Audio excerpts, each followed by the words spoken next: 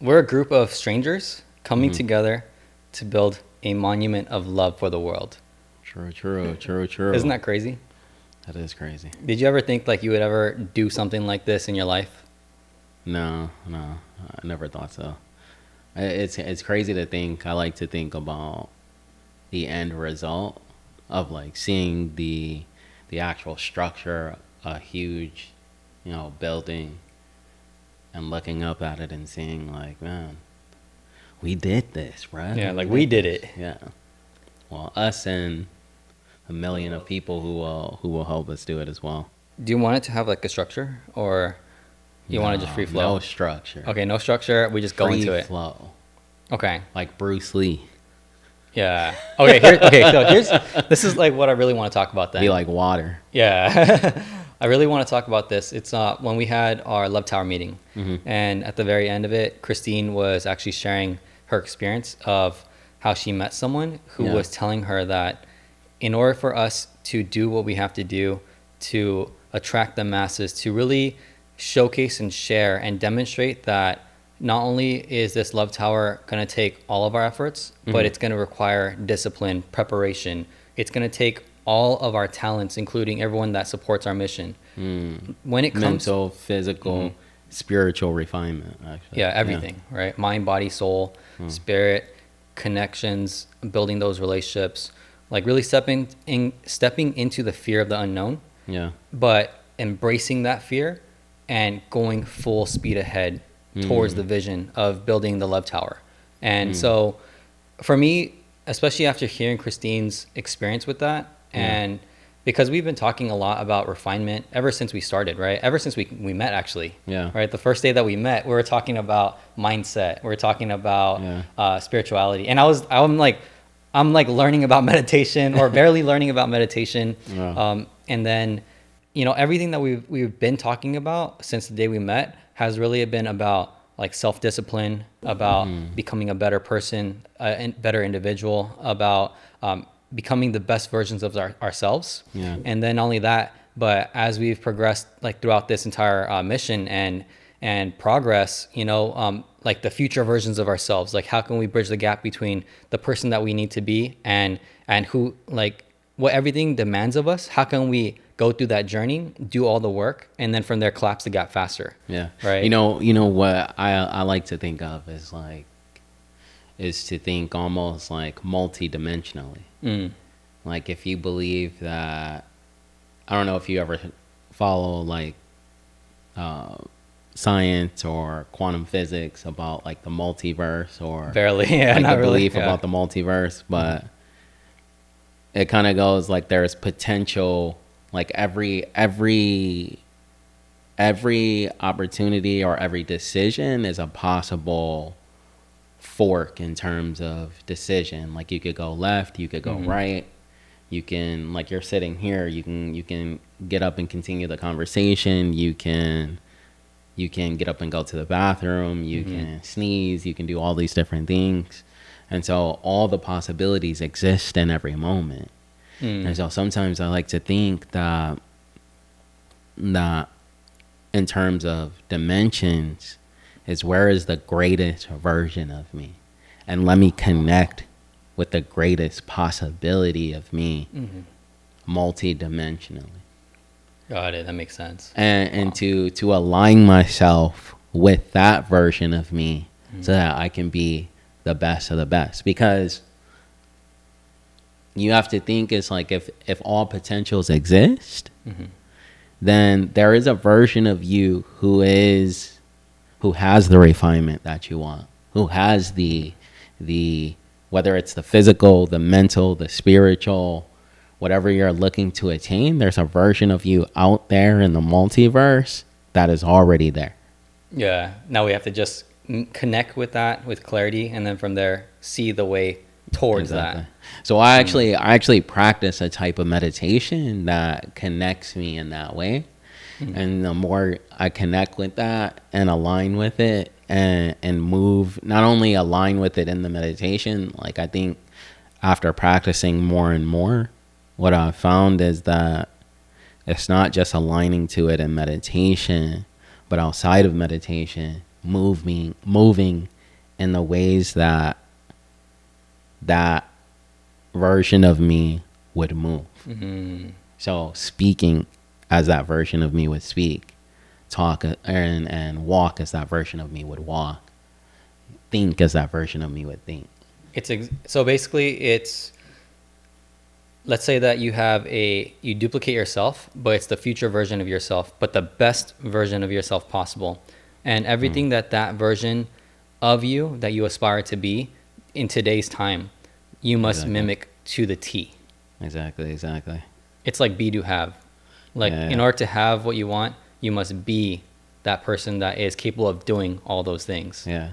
It kind of reminds me of, I think it was that book Aaron was getting us to read, Atomic Habits. Oh yeah, Atomic Habits, yeah. Yeah, and it was saying how for you to manifest something like this, I'm probably screwing it up, but it was like for you to manifest the version of yourself, you have to put forward evidence that version of you, that the current version of you is that. So in a way of like this, let's say your goal is to get fit and to be a fitness influencer or whatever, but you're currently unfit, you're a little overweight or whatever. So what you need to do is you need to build the evidence for yourself to attain that manifestation. And so that evidence can be, for the past 3 months, you've been going to the gym consistently. And now you can say, I'm actually very disciplined when it comes to working out. Now you have the evidence to sustain the visualization of that manifestation. So they say, like, this quote comes up to mind, like when you're talking about this, it's like you build confidence through competence. Right? Yeah, that's a different way of saying it. Yeah, because I think that based on what you're saying, it's like in order to build evidence, you have to actually be doing the actual work. Exactly. Right? Exactly. It's like the chicken or the egg. Yeah, it happens at the same time. That's a good analogy, actually. That's it. Like when we first started to discuss like refinement and just self-discipline, like personal development, etc. Like you actually mentioned the chicken or the egg analogy. Yeah. And you kept on mentioning it several times. And so for me, that got me thinking, because I never slowed down to speed up.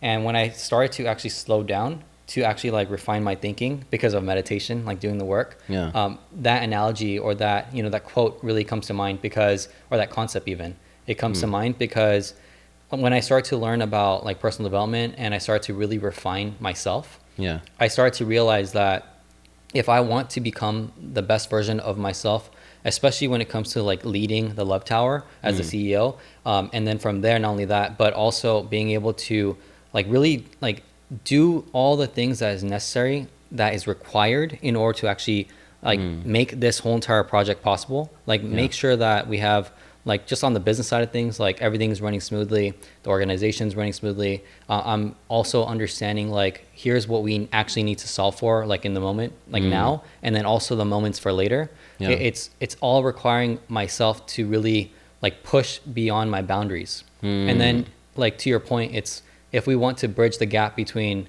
who we actually need to be, because that's the best versions of us that will actually help us like make this happen, then the chicken or the egg like concept comes to mind, because if we don't initiate the work, then how can we actually get there? Right? That makes sense.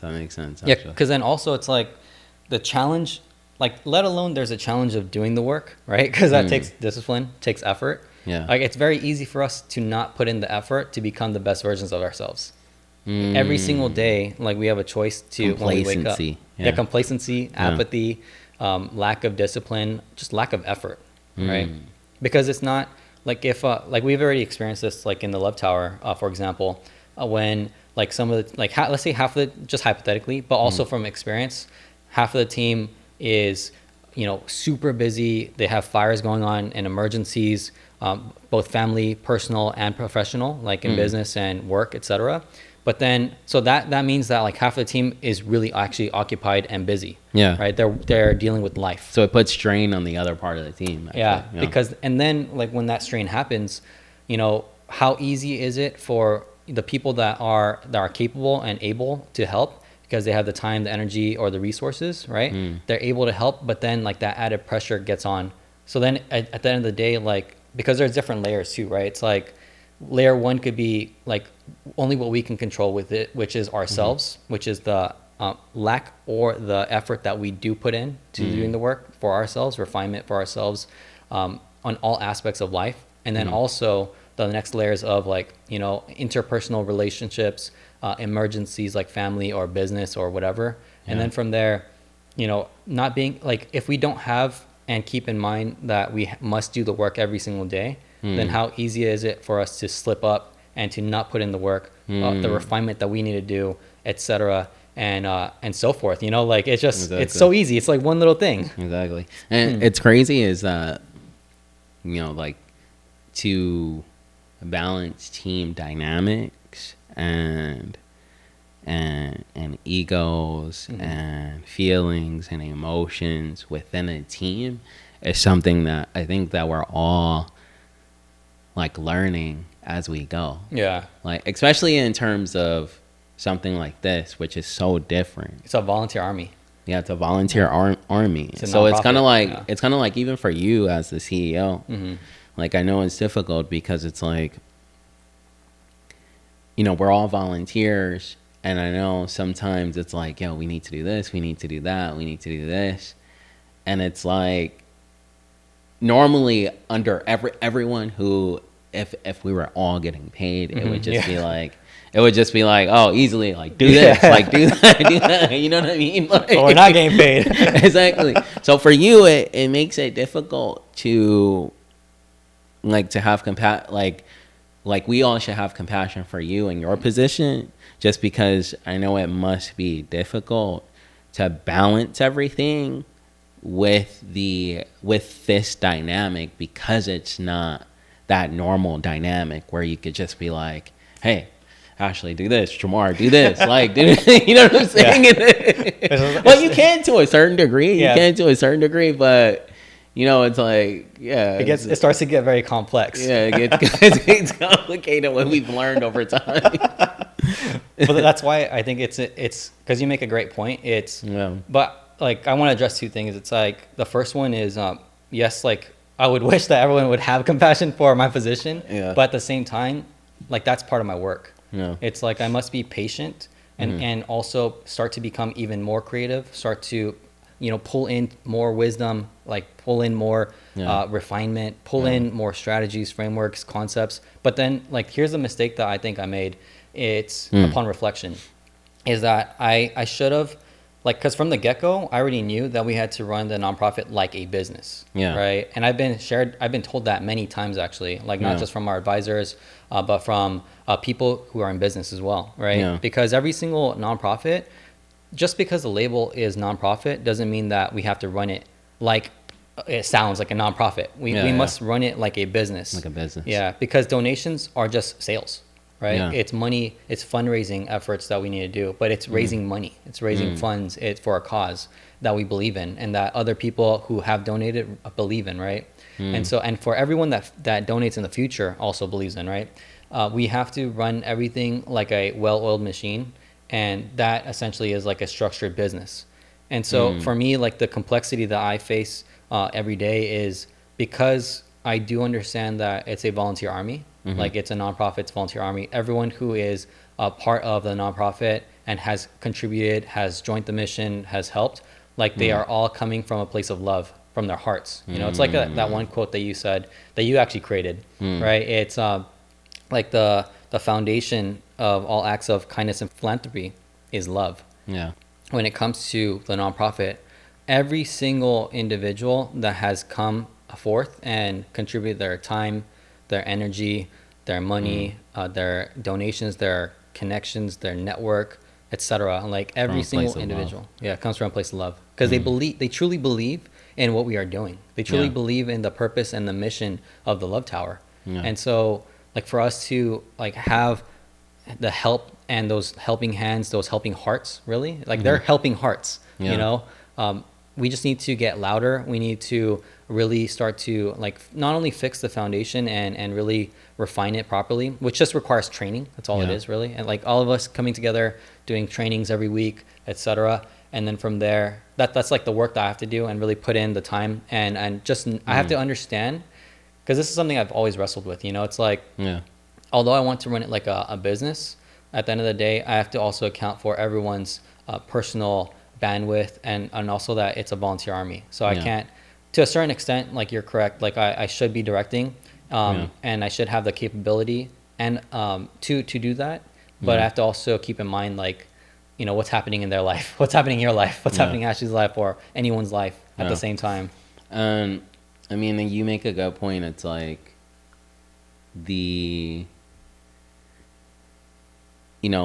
a business, like what we've all learned, I think, is that, and I think this to a greater degree is like what the world deals with as well, is like the business or the corporate movement of things versus life and love and compassion. Like I think in the entire world, there's kind of this like split in terms of like almost left brain, right brain, where it's like I've felt this in the past. Like my roots are like Buddhist practices, meditation, stuff like that.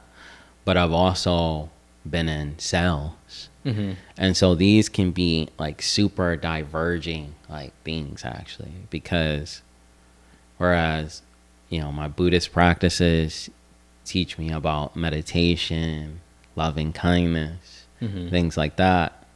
Then being in a corporate environment, in a corporate world, it's not that at all. It's more compassionless actually, especially in sales. Yeah. Where it's kind of like to a certain degree, some sales are so hardcore where it's almost like forget compassion. It's all about the bottom line.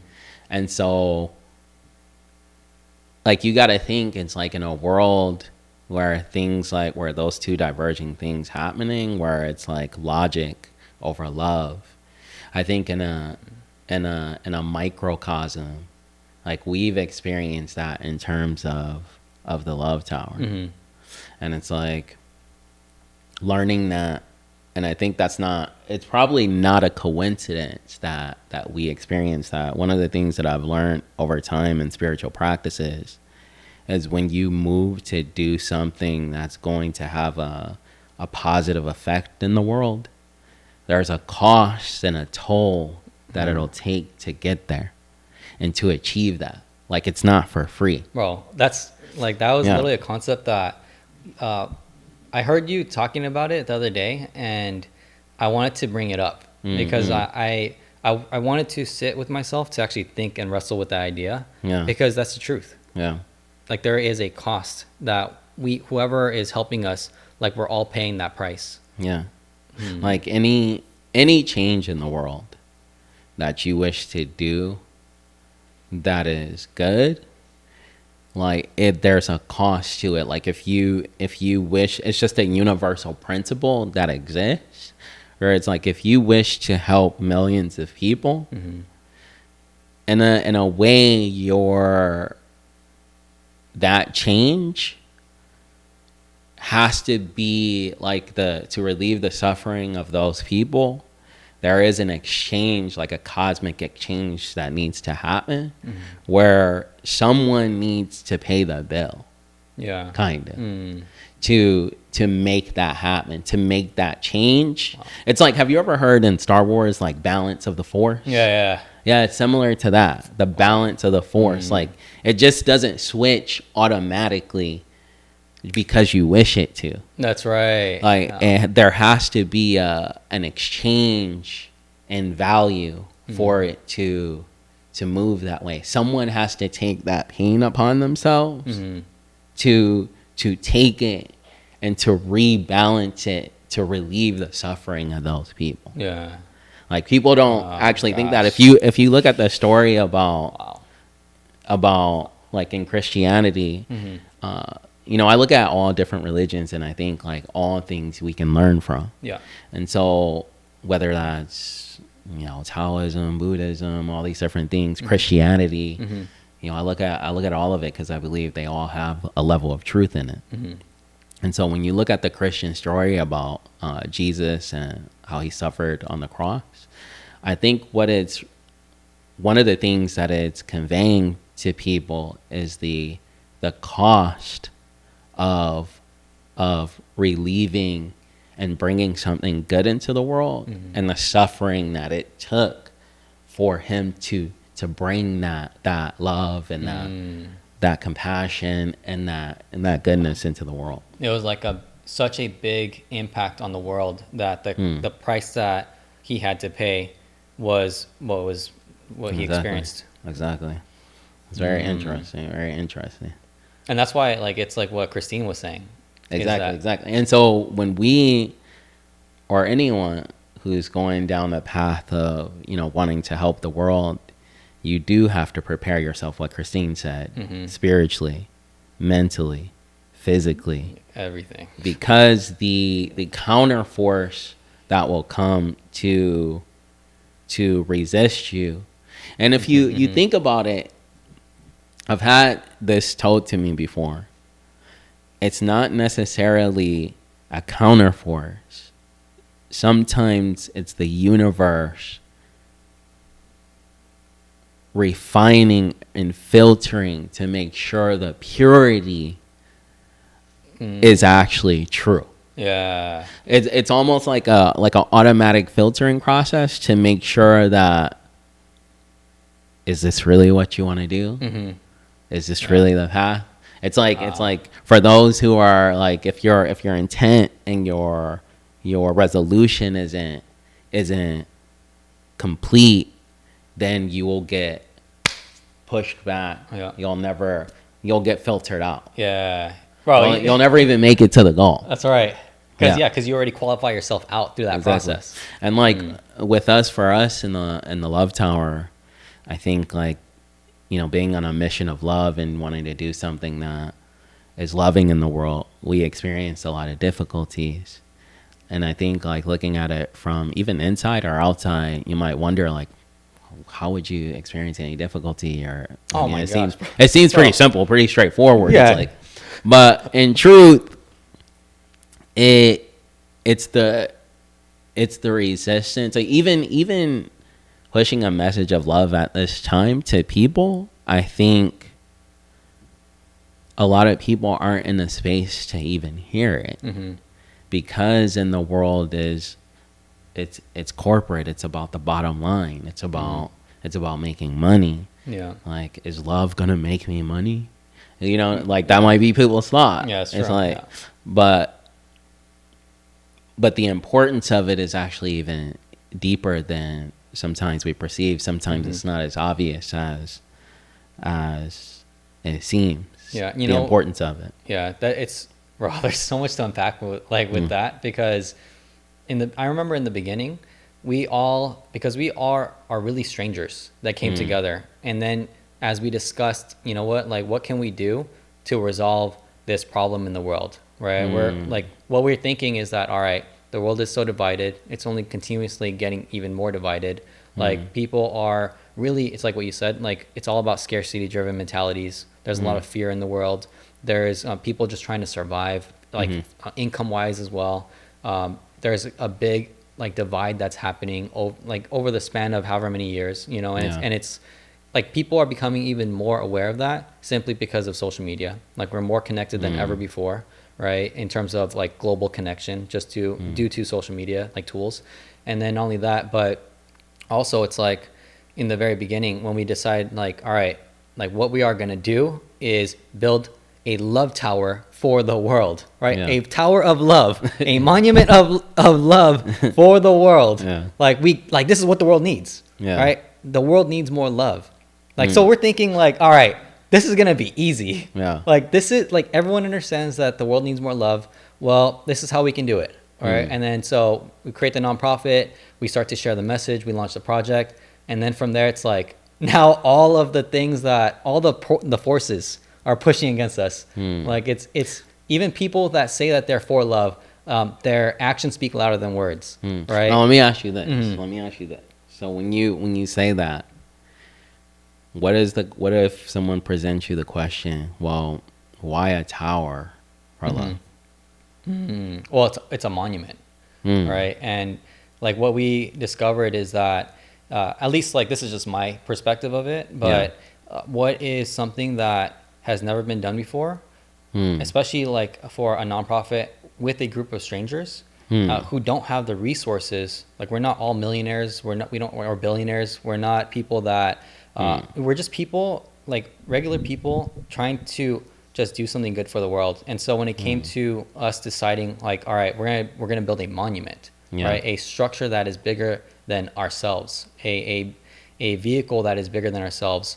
We start to reference all the different types of structures that have lasted the test of time, right? Like the Great Pyramids. Like we don't even know how that was built, right? But when it comes to the Eiffel Tower, when it comes to the Taj Mahal, when it comes to all these different like structures and monuments that have lasted the test of time, right? It was built by different individuals and groups of people that like well beyond their lifespan, it still exists today.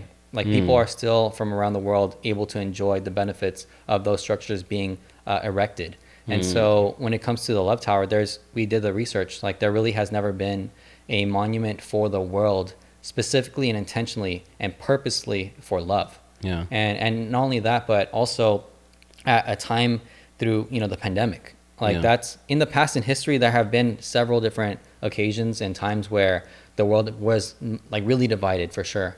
But like that was in the past. And people have suffered, generations have suffered through all those, it's nature too, right? It's life. But I do have compassion for our ancestry, like the generations beyond, because if it wasn't for all their sacrifices, their endurance, their experiences, then we would not be here today. Exactly. But I also want to address the fact that what we are doing is in our lifetime today, and so when it comes to the structure, that is the aspiration, that is the ambition.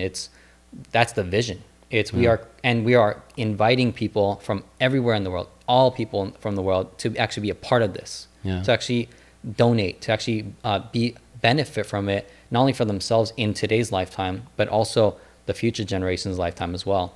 Far beyond we're gone. Yeah. So that's like my perspective on it. That's why I truly believe. Because I think that the reason why I asked that question is I think it's a question that a lot of people will think. It's like, well, why a tower? Like you could do this, you could do that, you could do this. And I agree with you. It's like, for me, I think it's important to, with all these things that's happening, we build weapons of war, we build buildings for monetary things and for all kinds of different things. But to build a physical symbol, a symbol that reminds you of love, the symbolic resonance of that, and the effect, and even just the actions that are taken to get there by gathering not just like you said, millionaires and billionaires to build it, but individuals, just thousands, maybe millions of individuals to contribute to something and a unified intention to build a physical reminder in the world. I think the principle behind that, I think, is very powerful actually, and it has an effect on the consciousness of people. Because if you think about it too, like I've thought about this, it's every single place that has a structure that is a symbol for whatever it represents, like there is an energetic resonance that is emitted from there. Because when you step into a place, it's like sometimes you don't want to leave, right? There's places that you go to and the energy there, the resonance that you feel, it pushes you away or attracts you, pulls you in, right? When it comes to the Love Tower, like what we envision is this is a place, and Christine said this too, right? I think all of us in the team like have said this at one point or another as well. It's like because our intentions are so pure and the purpose of what we are doing is pure and coming from the heart. Like when we build the Love Tower at Ashah, this monument, guess what? like our hopes and aspirations and our intention is that when someone does visit, it's like they have a feeling of, I am coming home now.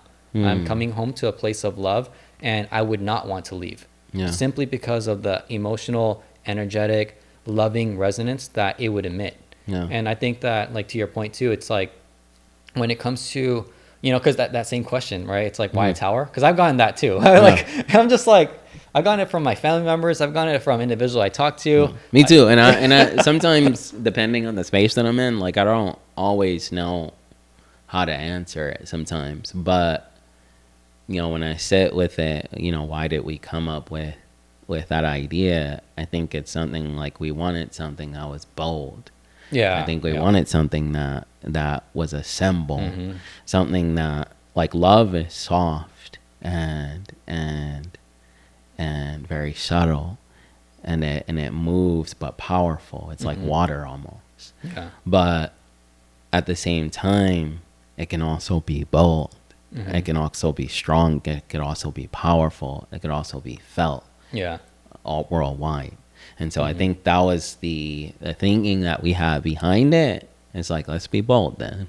Yeah. Yeah. They say fortune favors the bold, right? Yeah. So we have to be bold. Exactly. This is something that, at least in our lifetimes, has never been done, right?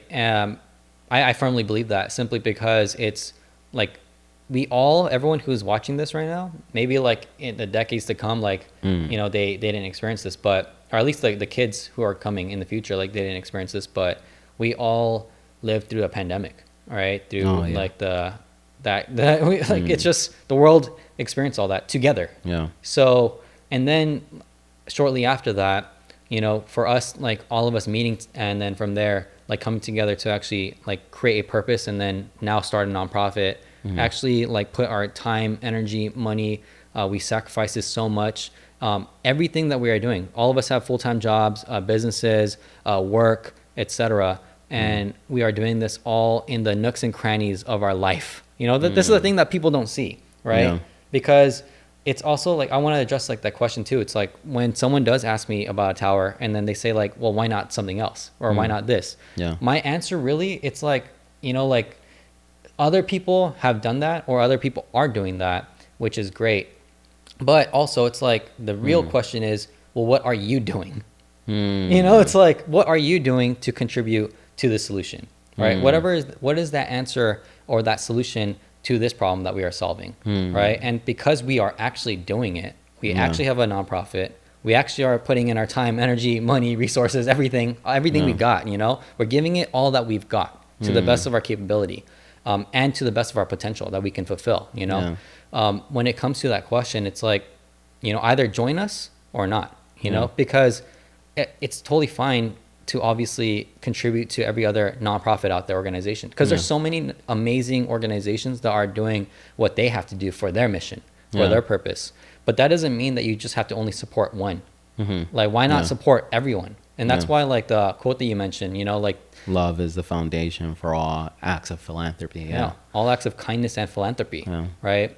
All the nonprofits and even like for-profit organizations too, like they all have something that they are contributing to.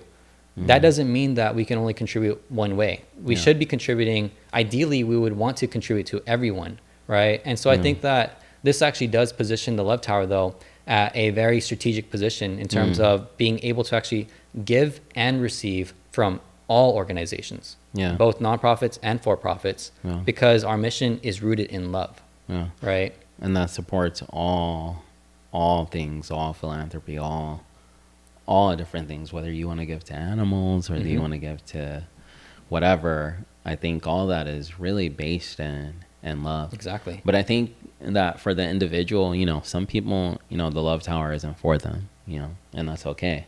You know, for others is, you know, they resonate with it. They resonate with love, you know, the importance of it.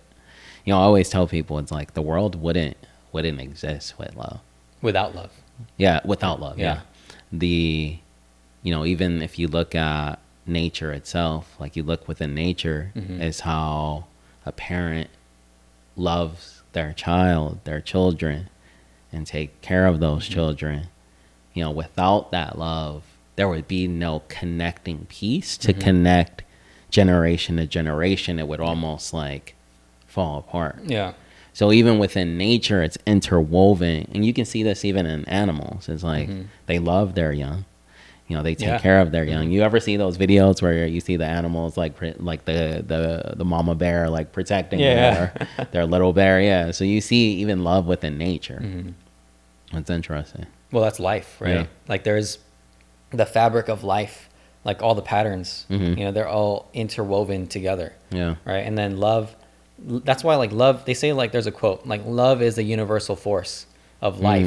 Right. And so like when it comes to like love in general, right, it's, I mean, there's so many layers and experiences with just the word love, right? There's infinite experiences. Like someone might have an experience with that word love where it actually, you know, they have a heart wall, right, that's built up because of a traumatic experience. And then and then there's someone who's fully open to abundance and to life because they are living from love. They are living within love, right? So every act and intention that they have, it's built with a purpose of, all right, I will do this with love. Like I think that when it comes to like the Love Tower, that's always like our number one thing. It's like we have everything that we do, because we're very mindful about this. We just never shared this publicly. But we are so mindful with the fact that everything that we say, think, and do when it comes to the Love Tower must be rooted in the principle of this is from love. Right. And I think that doesn't always mean that we're successful or perfect in it. But that's always our aim to.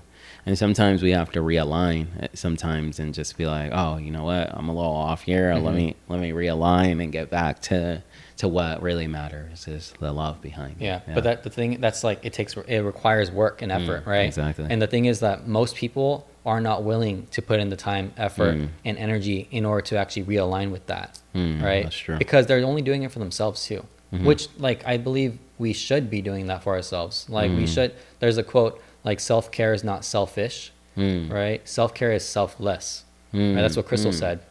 And so when it comes to pouring into yourself, like doing the work, pouring into yourself, like mind, body, spirit, you name it, everything, right? Pouring and filling up your cup. So that way, when it comes time to help other people, you are able to pour from a cup that's full of love, not empty, right? With scarcity or fear or any of that other stuff. And the thing is that it's not everyone's, obviously, like, it's not everyone's life path to do that. However, I would like to just challenge everyone, you know, everyone who's watching this too. It's like everyone who hears this message, you know, it's because that's who we are. It's like we want the best in everyone. We sharpen each other. And especially when it comes to doing an ambitious, bold project like this that has purpose, like true purpose that we believe in, you know, building a monument of love for the world, built by the world, right? I think that it's up to us, it's our duty to actually be louder, to actually provoke and actually challenge people who want to become the best versions of themselves, who want to actually contribute beyond them, who actually want to do, they have a desire within, they know deep down inside that they have a desire within, that their life's purpose is far beyond what they are doing right now. It's far beyond what they have been contributing to now. It's far beyond what they could have even imagined. But now that we have started this project, like now there is something that can align with that. There's something, we have now created an avenue and a path that we welcome all the support. We welcome all the helping hearts. We welcome all the people and individuals, organizations who know, like deep down within, if they just ask their heart, they reconnect with their heart, they go and sit in stillness and they really like think, all right, what is, and they feel too, like what is something that I can contribute to, so that way my life has purpose. Right. For me, I feel like what really connects me to this, you know, to the Love Tower, is the fact that to do something that's large enough and beneficial enough to have a large enough positive effect in the world, that's far beyond my personal singular person capability to be able to do. And that myself, by joining thousands of others, millions of others, and a unified intention and being able to do it together. Like, to me, that means something, and I kind of enjoy the connection of like gathering. Like, I almost see it as like, you ever seen those videos, like one person walking down the street and then another person joins them, and then like 5 more people join them, and then 20 people join them, 100 people join them, millions of people. Then they're just like I almost have that image in my head where it's just like, as it picks up steam and, you know, people feel the resonance, even as we as a team delve into ourselves and begin to resonate more truthfully, you know, because we aren't perfect as well, and we still learning as we go. And as we resonate in truth and in true love, and people feel that, and people want to join, and they want to make a difference and help the world, then it just builds steam, builds steam, builds steam, That's builds the momentum. steam. I think that I know when I've come into a place where there's other people all congregating together for one shared purpose, like, how do you feel in that environment, in that energy? Like, and it's more powerful. It's more powerful, yeah.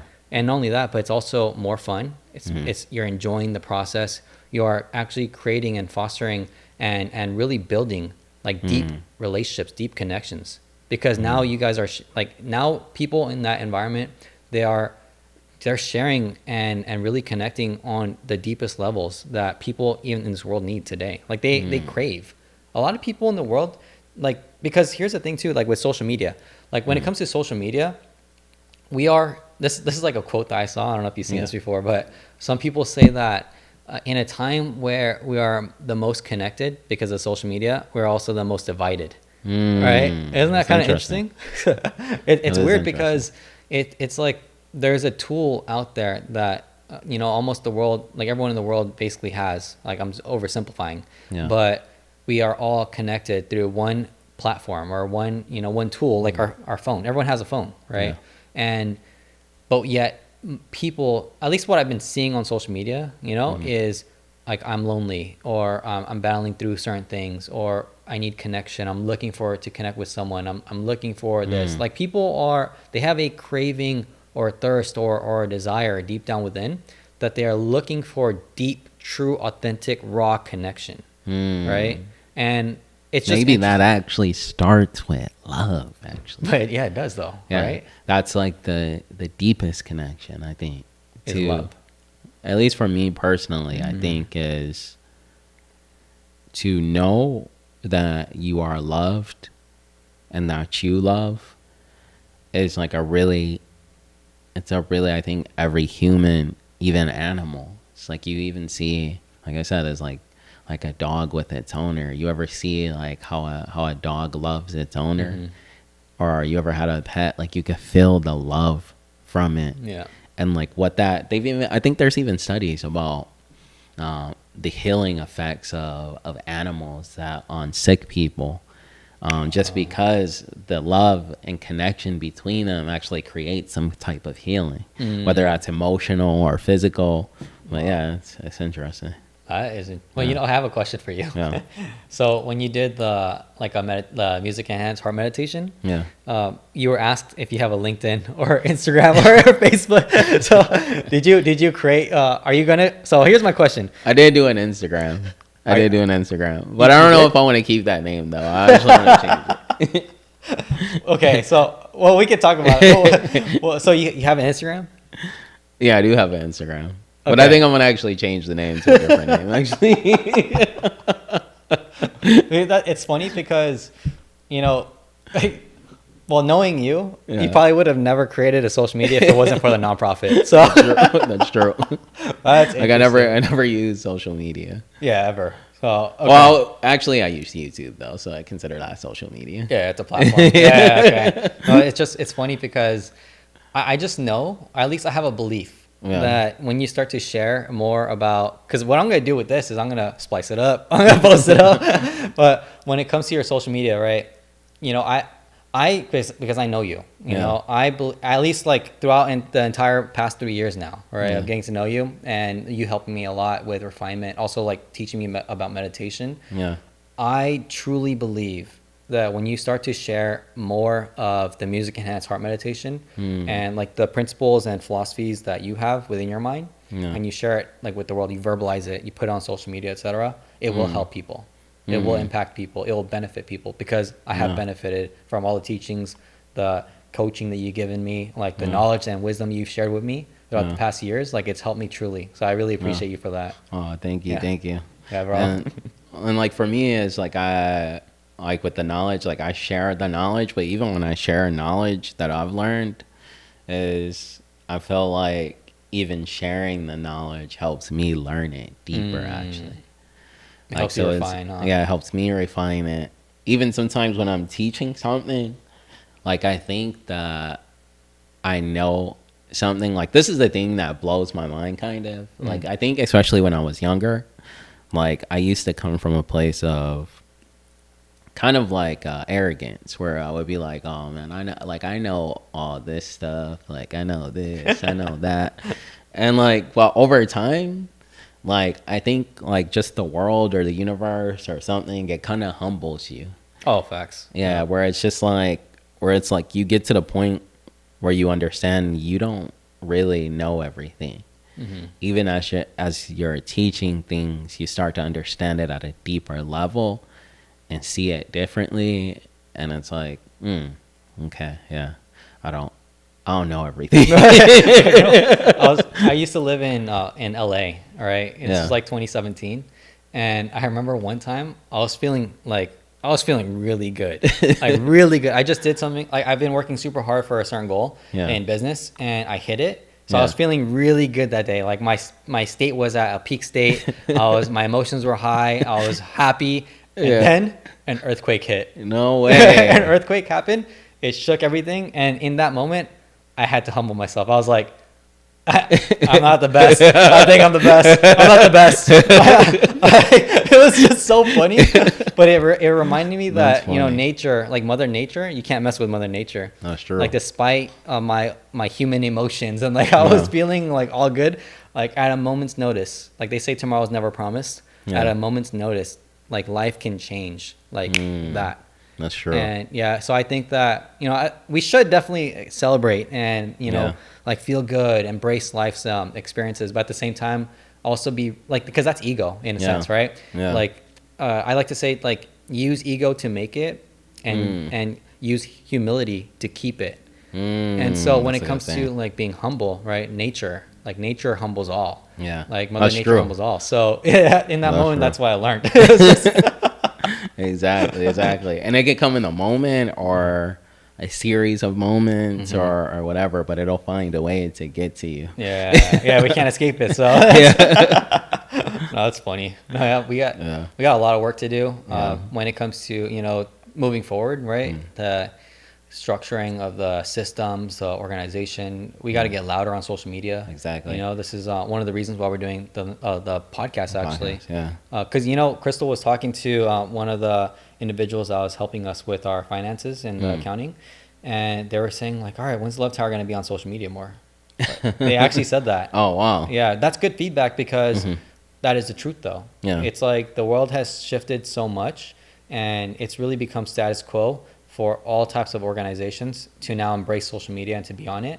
And, you know, as a business owner, I do know the importance of social media, but now it's about like systemizing it for, you know, our nonprofit. It's, you know, really getting out there, but just being ourselves, like how we're doing. Yeah. You know, there's like on the next Love Tower podcast, what we'll talk about, because I know we have to go, is, you know, like how all of us really thought that we had to be and how we had to portray ourselves and everything. And people who see like the previous podcast and our social media, they'll see like we're just like robots, like trying to, but it's like, you know, we just be ourselves. Yeah. That's it.